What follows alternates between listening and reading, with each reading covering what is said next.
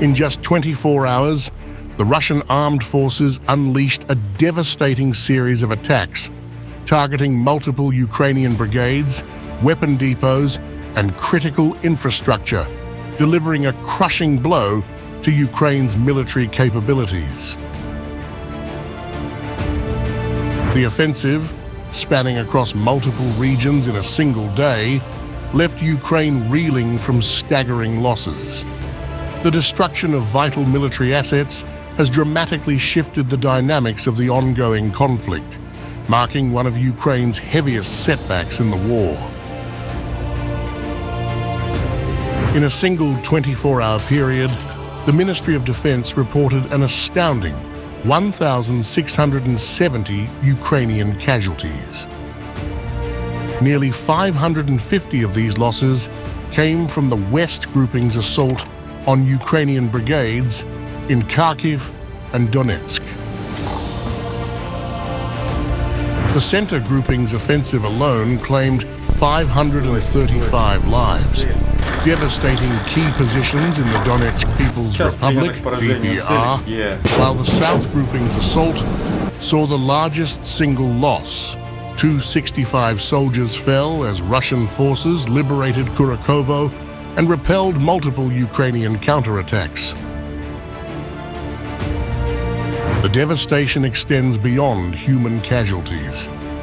In the span of just 24 hours, Russian forces destroyed 74 major weapon systems, including heavy artillery, armored vehicles, self-propelled howitzers, and tanks, crippling Ukraine's fighting capabilities.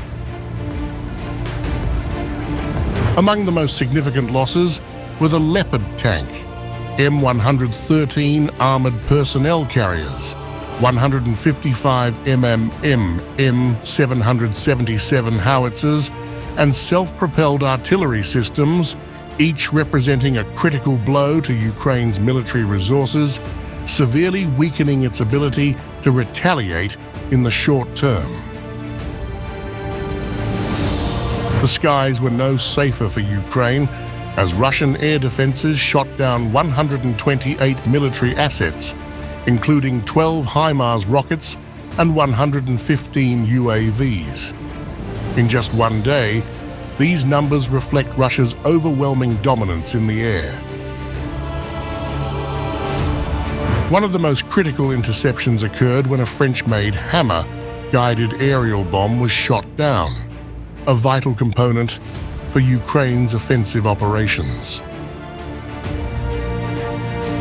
Russian forces also launched precision strikes with operational tactical aviation, drones, and missiles, hitting 153 locations across the region, military airfields, weapon depots, and drone launch facilities, inflicting massive damage in a mere 24 hours.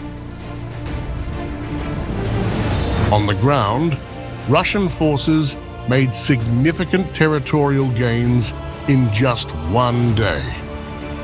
In Kharkiv, the North Grouping decimated 2 Ukrainian territorial defense brigades, while the West Grouping advanced across a wide front, destroying multiple Ukrainian brigades and repelling 3 counterattacks. The South Grouping's efforts led to the liberation of Kurakovo in the DPR, forcing Ukrainian forces into a rapid retreat in under 24 hours. Along the Zaporizhzhia front, the East Grouping made strategic advances, capturing key Ukrainian positions, while the DNEPR grouping in Kherson and Zaporizhzhia secured additional ground and inflicted casualties on Ukrainian brigades, all within the span of one day. Russian forces systematically targeted Ukrainian ammunition depots across the region, ensuring that Ukraine faces severe supply shortages and operational paralysis in just 24 hours. In the realm of electronic warfare, Russia's silent battle proved crucial. The ministry confirmed the destruction of key electronic warfare systems like Mirage and Quirtus, severely limiting Ukraine's ability to jam Russian communications and coordinate defense efforts within a single day of attacks. Furthermore, the destruction of counter-battery radar systems in the past 24 hours leaves Ukraine's artillery vulnerable, making it easier for Russian forces to inflict devastating damage.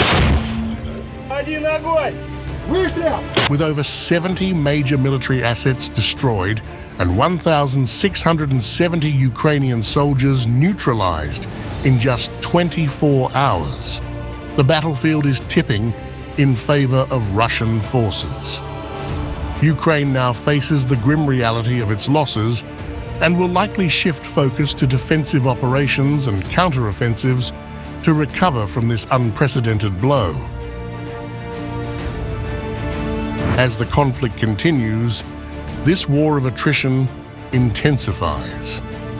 Yet, Russia's ability to maintain relentless attacks on multiple fronts across both ground and air signals a calculated long-term strategy to wear down Ukraine's resistance over time. In the midst of these devastating military developments, U.S. Secretary of State Antony Blinken raised alarms about the growing cooperation between Russia and North Korea. In his final overseas trip while in office, Blinken described this relationship as a two-way street, with Russia supplying military equipment and training to North Korea, and plans to share advanced space and satellite technology. Now, this is a two-way street. The DPRK is already receiving Russian military equipment and training.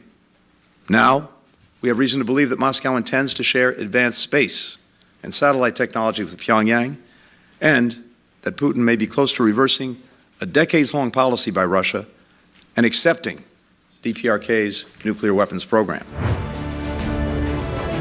Blinken expressed concern that this deepening partnership could see Moscow reversing its long-standing policy on North Korea's nuclear weapons program, potentially fueling further instability. The implications of this alliance extend beyond the battlefield, affecting global security dynamics in significant ways.